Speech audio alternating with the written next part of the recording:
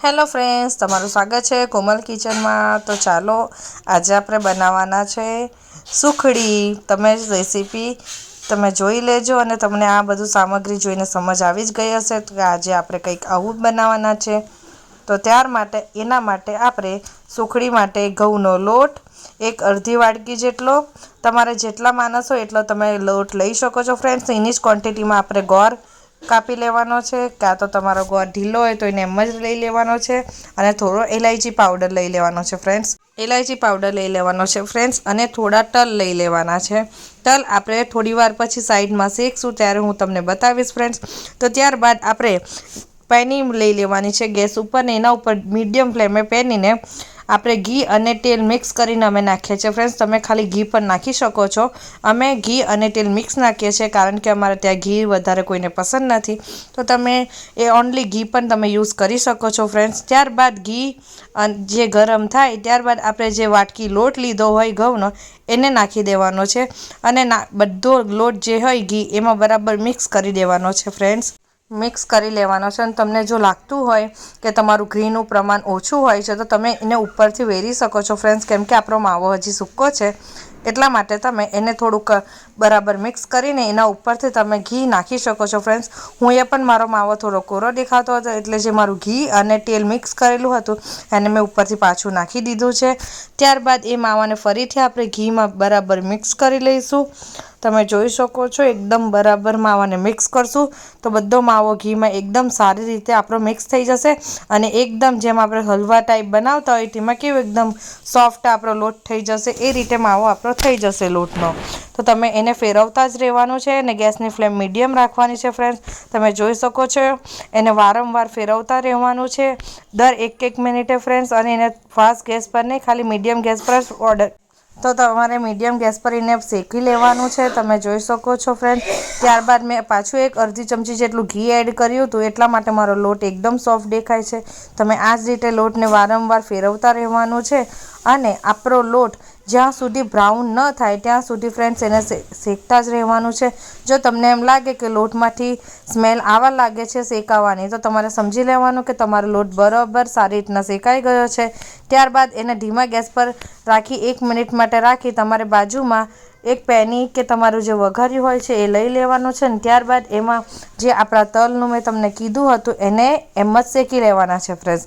અને હા ફ્રેન્ડ્સ, હમણાં તરત તલ નથી નાખવાના, હમણાં ખાલી આપણે શેકીને સાઈડ પર મૂકી રાખવાના છે। જ્યારે નાખવાના હશે ત્યારે હું તમને વિડીયોમાં એકવાર બતાવી દઈશ કે આપણે તલ ક્યારે એડ કરવાના છે।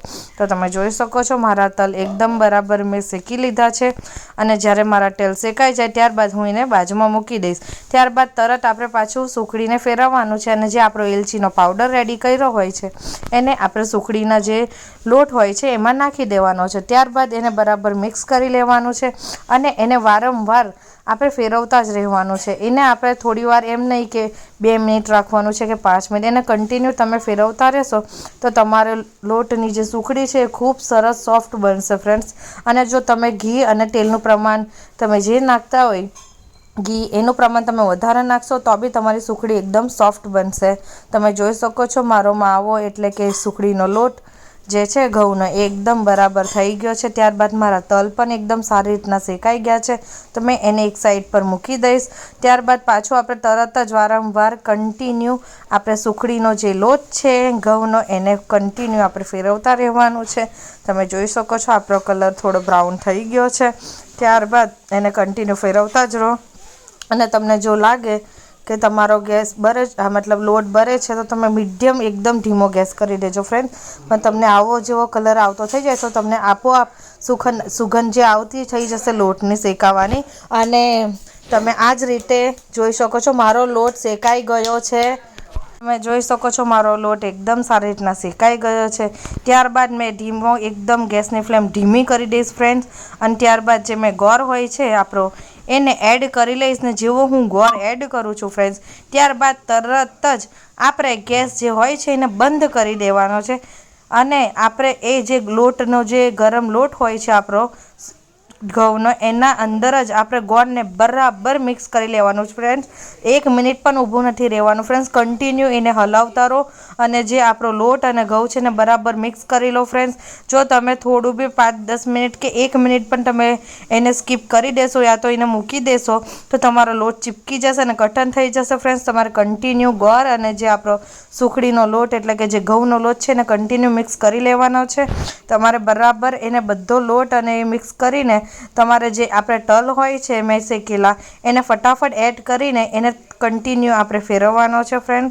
તમને લાગે છે કે આપણો લોટ એકદમ સારી રીતના શેકાઈ ગયો છે, તમે જોઈ શકો છો. અને એને એકદમ સારી રીતના ફેરવી લેવાનું છે. અને એક ડીશમાં તેલ આપણે પહેલેથી જ તેલ પાથરીને એક ડીશ રાખવાની છે કે થાળી. ત્યારબાદ આપણો જે શેકેલો લોટ જે ઘઉંના ગોળમાં મિક્સ કર્યો છે એ આપણે આ સુખડીના એને આપણે જે તેલવાળી ડીશ હોય છે એમાં આપણે કાઢી લેવાનો છે. તમે જોઈ શકો છો મારી નાની ડીશ લીધી છે ફ્રેન્ડ્સ, કારણ કે મેં થોડી જ સુખડી બનાવી છે. ત્યારબાદ આ રીતે આપણે લોટને પાથરીને એને તવેઠા વડે કાં તો તમે વાટકી વડે પણ લઈ શકો છો ફ્રેન્ડ્સ.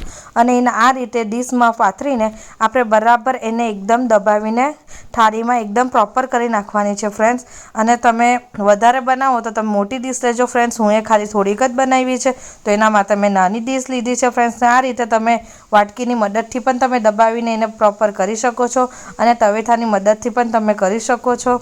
અને તમે જોઈ શકો છો ખૂબ જ સરસ કલર આવ્યો છે ફ્રેન્ડ્સ મારી સુખડીનો. અને ટેસ્ટમાં પણ ખૂબ જ સોફ્ટ અને થોડી ક્રિસ્પી હશે ફ્રેન્ડ્સ. અને ત્યારબાદ એને ચપ્પા વડે કાં તો તવીથા વડે આપણે આ રીતે એના કટકા કરી લેવાના છે લોટના.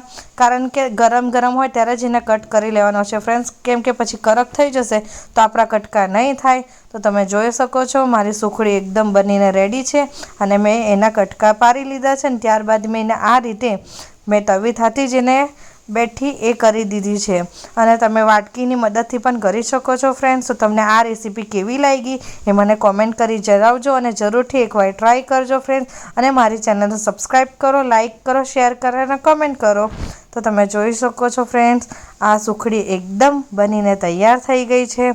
તો તમે મને કહો આ સુખડી કેવી લાગી. ત્યારબાદ આપણે આ સુખડીને તમે ટેસ્ટ કરીને જણાવજો ફ્રેન્ડ્સ. ચલો બાય.